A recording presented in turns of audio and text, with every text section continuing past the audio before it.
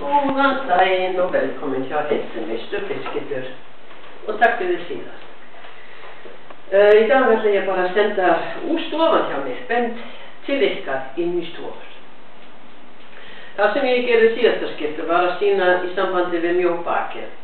Það getur náttúrulega líka verið þegar þið finna hérna til að það eitthvað hérna á hálsrygginn, öxlurnar, elbún, mjóbaki, mjálmanum og hnjánum að þið finna gríðarlega mikið til. Þeir að fara til lækni og láttu spegla hnjánum og hann finna ekki neitt. Það getur náttúrulega líka verið að þið að sofa á allt of háan kottan. Það þýðir þið alltaf að hugsa að þið 1/3 dagsdaglega líf í rúmi, 7 til 9 klukkutíma og flest af þau náttúrulega að sofa á háan kottan sem ýta og setja gríðarlega mikið spennu á hálsrygginn, brjóstrygginn, mjóbaki, á rættina, mjálmunum og alla liðin hérna fyrir neðan. Og þið vakna á morgnana og gjörsamlega dauð. Það ekki það sem við erum að gera. Breyta kottan hjá ykkur, pröfa þetta svona 3-4 vikur. Fólk búin að það gerist náttúrulega ekki bara fyrst eða annan dag. Þið finna strax munur, það enga spurning. Þið koma léttar á fætur á morgnana og rúmi. Pröfa að taka þessi háa kottan til hliðar og liggja ykkur bara venjulega kottan undir höfuði. Þið finna, pröfa þetta. Núna daginn var konan hérna líka sem búin að pröfa þetta í 4 vikur og segja þetta allt annað líf. Hún pröfa samt aðeins til að finna munur. Hún svaf, eða hún lagði þetta bara svona til að finna út hvað hún hefur gert rangt í raunverið að liggja á þessum háan kottan aftur og hún fann strax spennu hérna. En hún búin að vera mjög lasin hérna í öxlurna, búin að taka verkalyf og búin að fara hér og þar og everywhere.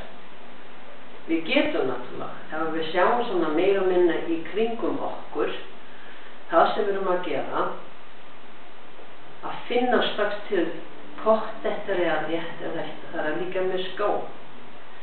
Þessi skó, þetta rétt fyrir mig?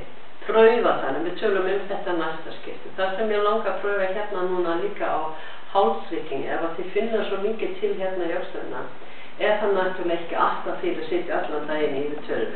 Mest af þeim það náttúrulega líka. En það spila mjög mikið inn í það, eins og ég sagði til dæmis nóttina að sofa á svona óþægilega kottan.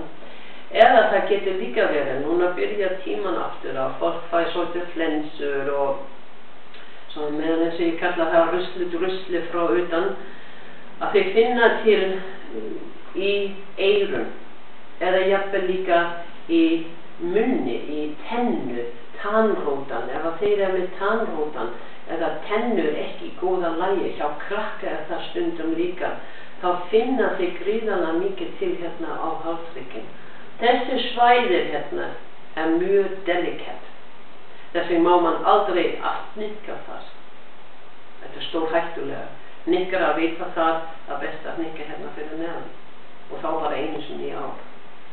Þetta mjög viðkvæmi svæður á okkur líkamannsstarfsemi.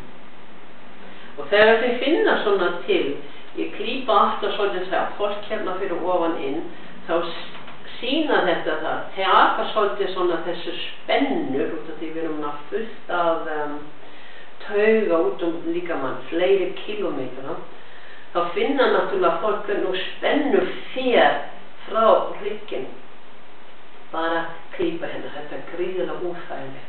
En það tar bara nokkra sekundur og mann finna svolítið meira til. Og það getur líka verið þegar þið vinna hérna á hálsrygginn að spennu hérna fyrir neðan fyrir líka. Því þetta hérna allt okkur fundament. Við erum að byggja okkur líkamannsstarfsemin á mjög góða fundament þegar við erum að fæðast. Og þegar við erum að næra börnum okkur rétt, stelpuna til 21 ára og stráka til 24 ára, allt það sem þeim vandar, þá þeirra fundament fyrir framtíðina mjög gott.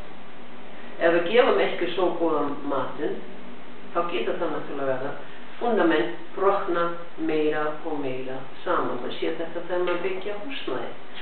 Grunnvalli, góða fundament og þú getur búa í þessu hús í 100 ár. Viltu vera í líkamann starfsemi þig líka í 100 ár. Pröfa að gera þetta svona íta hérna, sem sagt, hérna í öxlurnar. Eða þeir getur líka gert þetta á fætur, þetta stóra tánum hérna. Þeir íta svolítið svona inn og íta þetta gríðar mig óþægilegt, en bara nokkra sekúndur. En þið finna hvernig þetta léttar á halsryggjum. Fyrir í dag segir ég takk alveg fyrir mig og við sjáumst næstu vikur. Takk fyrir.